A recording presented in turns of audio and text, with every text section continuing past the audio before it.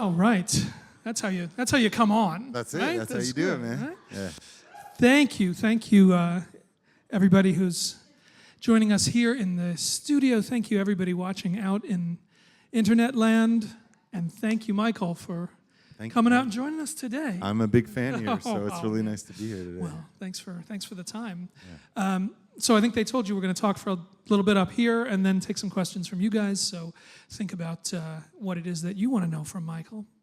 First, I get to ask what I want to know. So, Okay. So congratulations on the record. We got a new record. Tell me about this this name, this word, Soulrocker. Yeah. I mean, other than just sounding cool, it's a word it's got some meaning for you. So what's the concept there? Well, I make music for one reason, which is that I care about people and the planet. And a soul rocker to me is a person who has compassion for all and who lives from their heart and who has a tenacious enthusiasm for music, life, and the planet. And, for the longest time, people have said, well, what genre of music do you do? Is it hip-hop? Is it folk? Is it, classical, whatever? And we could never really think of a name, but I just thought, the kind of music we play appeals to that kind of a person. And so that's why we called the record that. And the record doesn't make it any easier to come up with, what to classify the sound that you guys make. Yeah. You actually brought some sort of new direction, new inspiration into this. Talk about what where the sound of this record started to go. Well, we work with two really great producers. One named Superdupes. If you got a name like Superdupes, you got to be like badass, Yeah.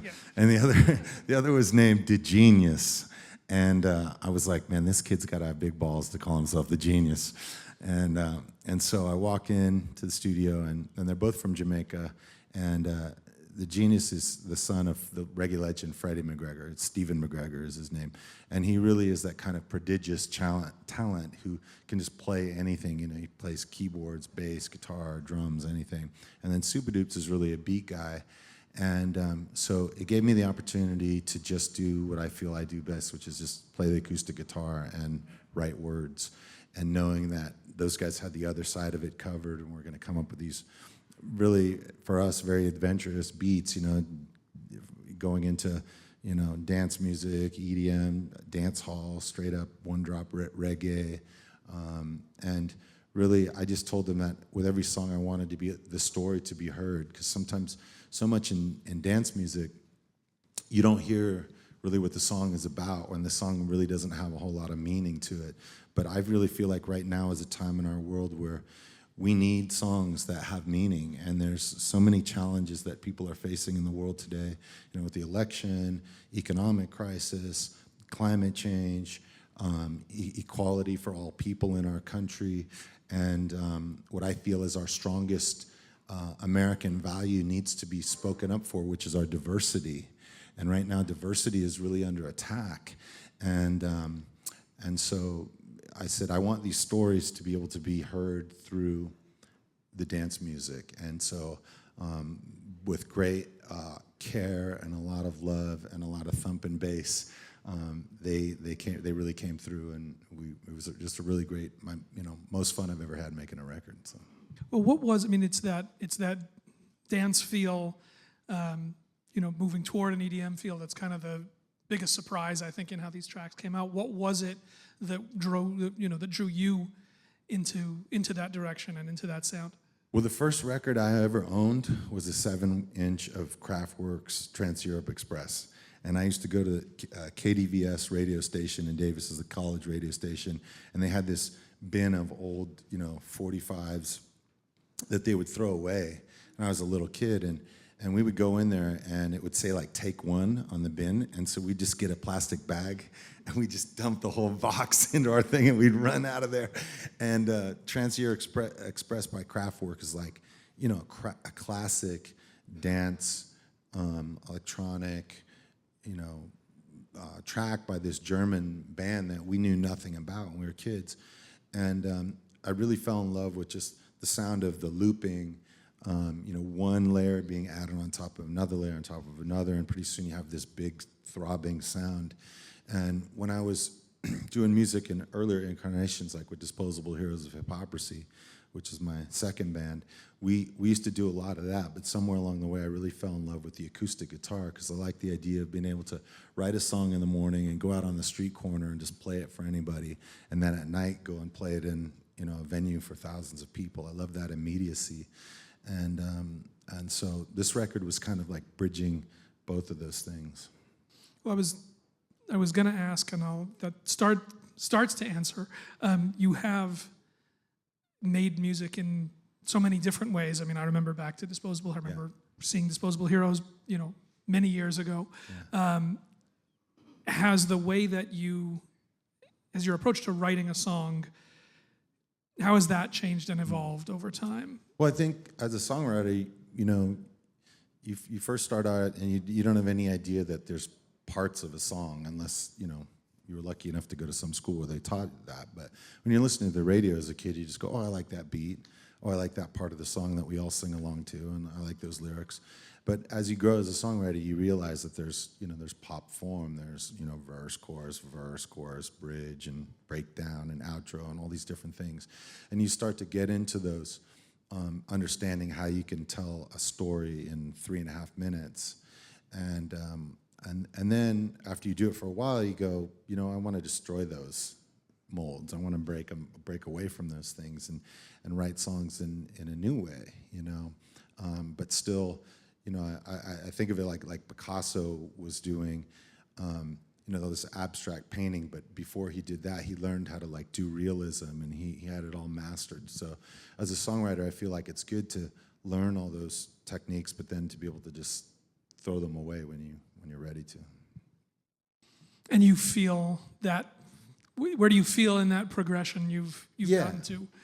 My favorite artists are the ones who make you dance and who will write a song that is about how much they're concerned about the world, and then put it right next to a song about how much they love their girlfriend, and put it right next to a song about partying, And so I love Bob Marley for that reason, love Marvin Gaye for that reason, Johnny Cash even makes you dance, John Lennon, Run DMC. There's so many artists that were, Stevie Wonder, that were masters of being able to tell a story through something that made you dance, and that's been my goal over time. So, as somebody who's always written from such a place of social awareness and concern, as you mentioned, these are not easy times. Yeah. There's a lot that we're living through right now, but there is a strong sense of optimism, of faith. Songs like "Great to Be Alive Today" on this record. Is it a challenge to still find that place? Is it a challenge not to sort of give in to despair when you're sitting down and creating? Well, I wake up every day and I do two things. The first thing is I kiss my wife, Sarah, and the second thing is I check my phone. And if I get them in the wrong order, I'm in deep doo-doo. So just a little bit of relationship advice. But I look at the news on my phone and I think, while I was asleep for 6 hours, the whole world went completely effing crazy. And there's not a day that goes by that I don't experience that. It's like, oh my God, there was a shooting. Oh, there was an earthquake. There's 2.7 million refugees on the border of Turkey out of Syria. There's and you just feel overwhelmed. But I also feel like right now there's so much opportunity for us all to be difference makers. It's like we're watching history unfold right in front of us, and you think back to, there was a time when we used to hunt whales for blubber to light our street lamps, and you think, God, wouldn't it have been great to be the one person going, hey, guys, this ain't so cool, and now is a time when so many things like that are happening today. We're talking about, excluding whole groups of people from our nation based on their religion, and building walls, and doing so much that to me is counter to everything that we've achieved as a nation. I really believe our greatest attribute as a nation is our diversity. That's our greatest strength. It's where our greatest ideas come from. It's where our creativity, our power, and that's what makes America be the most desirable nation in the world for people from all around the world to come here, because other places don't have that, and they feel like in this nation that you have that, at least some seeds of that opportunity. Not that it's perfect in any way, but that we have at least an opportunity for people to succeed in that way. And I'm sorry if I confused two stories, but is it Great to Be Alive Today that was written in after the Paris shootings? Yes. Yeah. So Good to Be Alive Today I wrote right after the Paris shootings, and it's just a song that really calls out not just what was happening at that time, it calls out so many things that I see that are taking place, but is also wrapped up in a song of gratitude, you know, that all of us have this opportunity in this time to be difference makers. And the other side, as you said, there's also a real personal strain in some of these songs, and in songs like Love Will Find a Way. Talk about, you know, there's the side that's writing to these big grand issues and thoughts, and then also a side that's writing about very specific things in your own life. Yeah, I think that's the, you know, the real like soul rocker thing is like people really, you know, I grew up as a young man in a house of 5 kids, and my birth mother is Irish, German, and Belgian. My birth father is African American and Native American. I was adopted by the Franti family, who are Finnish Americans. And I have one sister who's a lesbian, and I have a brother who's a police officer. So I grew up in this very diverse household.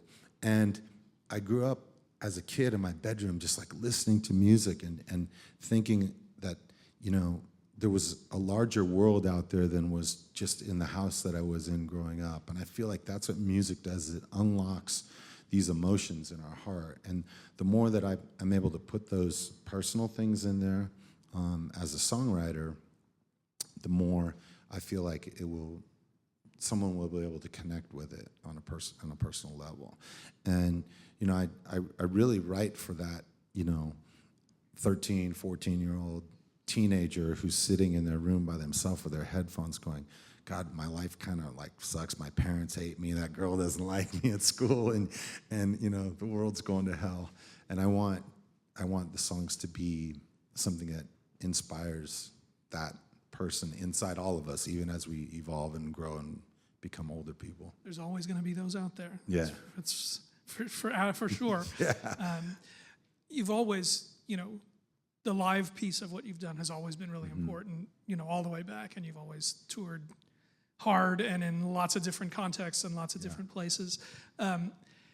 You know, has your relationship to performing changed over that time? And have you seen a change, you know, for what we're saying, this sort of malaise in the world and everything that everybody's struggling through? Do you see something different reflected back in the audience when you're on stage now? Yeah, you know, when I first started with my first band, the Beatniks, we just started this little punk rock band. We hopped in a white van. We toured from town to town. After each show, we'd say, hey, is there anybody here who's got a spot on their floor that we can sleep on? We just roll our sleeping bags out and get enough gas money to go to the next town. And but I had the same feeling that I do today, the same excitement about playing music, same excitement about waking up every day. And last summer, I had this great opportunity. I was invited to perform for the Dalai Lama on his 80th birthday, and so we were in an arena in Anaheim, and I'm playing acoustic, and I'm playing this song once a day, and the crowd is up, and they're dancing and singing and clapping along, and I turn around, and there's the Dalai Lama, and he's going. I'm like, this is like the greatest moment of my career, right? So the next day, the Dalai Lama calls my manager up and says, you know, he wanted me to come and perform at this luncheon. And so he said, so I do, and I go and tell this story about how I had been performing in the streets of Iraq and for Iraqi civilians, and then at night for US soldiers, and I play this song, and afterwards the Dalai Lama says to me in front of this audience, he goes, you know, Michael, you're really great at getting the crowd pumped up and excited and feeling so good, but those feelings, they don't last very long. I'm like, oh God. And he says, but that's why it's so important to listen to your words, because the words, they go on beyond that. And I was like really touched by that. And he said, you know, when I saw you, you had these tattoos and these dreadlocks. I thought you were this tough, mean guy. And then I see you're like really a really nice person. And I said, you know, Dalai Lama, when I first saw you, I saw those red robes. And I was like, yo, man, I got to get me some of them robes. Those robes are fresh. And he said, you know, Michael, in order to get these robes, you have to shave off all your head and become a monk. And then you have to take a vow of celibacy. And he said, but Michael, you have a really good heart, so I'm going to make you an unrestricted monk. And so that's my new Wu-Tang stage name, the Unrestricted Unrestricted monk. I like it. So, all right, the clock on the wall says it's time to go out to questions from you guys. So here's the first one over here. Hey, Michael. Thank you for being here. What was the most emotional song that you've written and recorded? I have a couple. I wrote a song in 1994 called Positive, and it was about getting tested for HIV. And at that time, I had, you know, during the 80s, I had a lot of unprotected sex, and I was really scared because I was getting into a relationship with somebody who's really serious, and I was like, I don't want to put this person at risk. So I went to have a test. And during the time, at that time, you had to wait 2 weeks for your the test results to come back. And so I was really scared and nervous. And so up till that point, I had written lots of songs that were like angry songs that said, you know, like F the system because the system isn't responding. And for the first time, and I had even written a song about HIV and AIDS that was like that, like F the government because they're not responding to the crisis. But at that point, I realized that I had to write a song that was about my personal experience, and it really changed the way I thought about songs. And the second was, my son, who's now 17, his name is Ade. 2 years ago, he was diagnosed with a rare kidney disease, and he's lost 50% of his kidney function. And every day, right when we found out, we'd be at our house and we'd be like crying on each other's shoulders and going, man, how are we going to get through this? And then each day there'd be like an extra kiss on the cheek, an extra hug, an extra I love you that wasn't there before. And we realized that what at first we thought was going to rip our family apart actually ended up bringing our family closer together.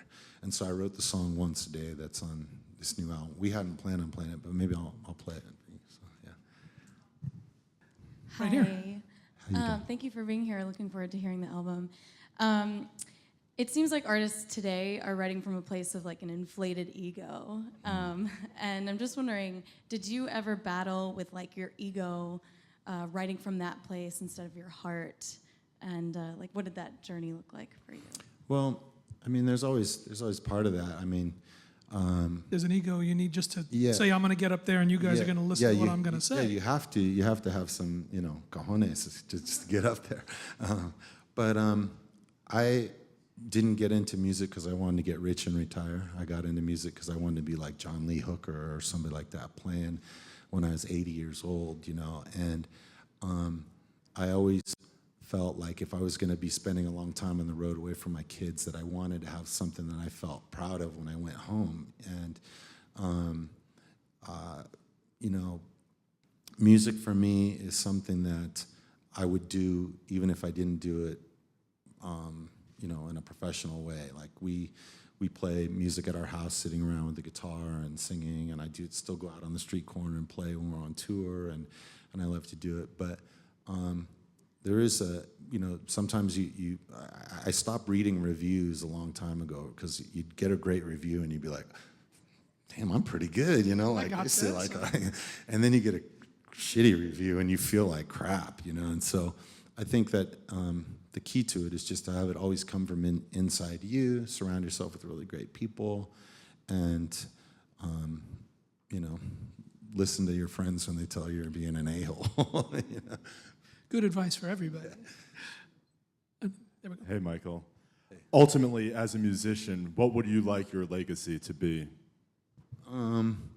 Well, you know, there's a sign in one of these rooms over here. We were just hanging out in, and it said, work hard and treat people nice, you know, and that's what we try to do as a band. In our house, Sarah and I, we have a kind of a family motto. It's be your best, serve the greater good, and rock out wherever you are. So that's what I want to have on my gravestone. Yeah. You maybe said some of these before, but is there anybody that you look at and think they did it right? that's how you do this. There's tons. I mean, like Carlos Santana is the first one to come to mind. He's just like such a classy gentleman. He's a beautiful person. I remember when he won that armful of Grammys, he said, "I want to thank Miles Davis. I want to thank John Coltrane and so many amazing people." And then they said, "What's your wish for the world?" He said, "I dream of a day when there's no more passports." And I just thought that was a really just evolved way of looking at the way that music goes beyond cultures, goes beyond walls. And the second person I think of was somebody who taught me something really early. It was his name's Joey Shithead. He was from the band DOA. And Joey was famous for being able to pee over a tour van. I never actually saw this, but he was famous for it. And Joey said to me, "Michael, when you go from town to town, there's all these punk rock houses, and all the bands stay in the same houses. So when you go there, they're gonna feed you like spaghetti and and some little salad or whatever." And he said, "Always do the dishes." And I was like, "That's your advice for me? Like always do the dishes?" And he said, "Yeah. So then other bands can come back. The next band can come back. So like leave a mark wherever you are that's better than when you came there." So. We can do one more question here. Hello.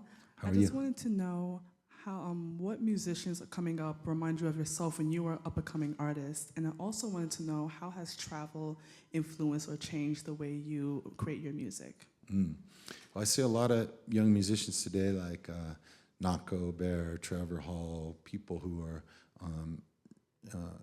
really putting their heart and their political voice out front in the music, but also really great musicians themselves. Another one's Ethan Tucker. And the way that travel has really changed me is that, I grew up in kind of a small town. My father, when I was a kid, was an alcoholic and pretty mean drunk. And so I spent a lot of time just not really understanding who I was or where I came from. And as I got out into the world, I started to go to different places and see the world with new eyes and see it through other people's eyes. And for example, I went to Baghdad in 2004 and played music on the street there. And there's this one, and I was thinking to myself, this was 11 months after the war had started. And I was thinking, what would I tell my son, who was very young at the time? Tonight there's going to be bombs falling on us. What would I say to him? And so this family took me into the basement where they hid during the bombings. And they said, when we all got in here, we put all the kids in the middle of the room and we put blankets on top of the kids. And I was like, God, if a 5,000-pound bunker buster bomb comes through your roof, how is a blanket going to help you? I put a blanket on to stay warm, not to protect me from a bomb. And they said, well, when the bombs go off, all the glass shakes and it breaks. And that's why we put the blankets on top of the kids. And it just like really made me think of, war in the world in a whole different way. And after that, I started playing to them some of my like war protest songs, and they're like, we don't want to hear that. They're like, how dare you come here and sing this after your country bombed us? They said, what we want to hear are songs that make us laugh and dance and cry and sing. And one time we played in San Quentin prison, and I was thinking of a way to, how could I get like all the different ethnic tribes on the yard to unite under one song? I'm thinking maybe a Bob Marley song, maybe something like this. And then midway through the show, I pick up my guitar and go, dun, dun, dun, dun, dun, dun, dun, dun, dun, dun, sunny day, sweeping the clouds away. Can you tell me how to get to Sesame Street? And all the dudes on the yard got arm in arm. At which point I thought maybe I'll stretch, I'll go for some Cookie Monster. And I start going, C is for cookie, that's good enough for me. And then all the Crips on the yard started holding up their C's. And the warden is looking at me going, no, cut it off. But what you learn when you travel is that there are some universalities, and that music is one of them, and love is another one, kindness is another one, like food is another one. And when we share those things with other people, then our lives become richer, and so that's what I've learned from travel. Thank you. All right. Everybody sit tight because in a minute, Michael and Spearhead are going to play some music up here for you. So Thank you for staying with us. Thank you, everybody watching at home. The new album, Soulrocker, Michael Franti and Spearhead. Michael, thank you. Thank you, Alan. This is really fun.